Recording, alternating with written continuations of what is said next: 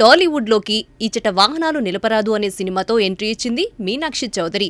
తక్కువ సమయంలోనే స్టార్ హీరోల సరసన నటించి ప్రస్తుతం ఫుల్ జోష్లో దూసుకుపోతుంది. రవితేజతో చేసిన కిలాడి సినిమా డిజాస్టర్ కాగా, అడవిశేష్ సరసన కనిపించిన హిట్ 2 బ్లాక్ బస్టర్ అయింది. ఆ తర్వాత మహేష్ సరసన గుంటూరు కారంలో నటించింది. ఇక గతేడాది చివర్లో లక్కీ భాస్కర్ సినిమాతో హిట్ అందుకున్న మీనాక్షి ఈ ఇయర్ సంక్రాంతికి వస్తున్నంతో మరో బ్లాక్ బస్టర్ ను అందుకుంది. ప్రస్తుతం అమ్మడి చేతిలో పలు సినిమాలతో బిజీగా ఉంది. రీసెంట్ గానే ఓ ఇంటర్వ్యూలో పాల్గొన్న ఈ ముద్దుగుమ్మ పలు షాకింగ్ కామెంట్స్ చేసింది. తన కెరీర్ ఆరంభం గురించి, తన బాల్యం గురించి మాట్లాడుతూనే చిన్నతనంలో ఇతరులతో మాట్లాడేందుకు ఇబ్బంది పడ్డానని ఓపెన్ అయింది. అంతేకాకుండా కాలేజీ రోజుల్లో ఆ సమస్యతో బాధపడ్డానని చెప్పడం ఇప్పుడు హాట్ టాపిక్ గా మారింది. మీనాక్షి చౌదరి మాట్లాడుతూ కాలేజీ రోజుల్లోనే తన ఎత్తు 6.2 ఉండేదని, దాంతో చాలా మంది అమ్మాయిలతో పోల్చితే ఎక్కువగా ఉండేదాన్ని అంటూ తెలిపింది.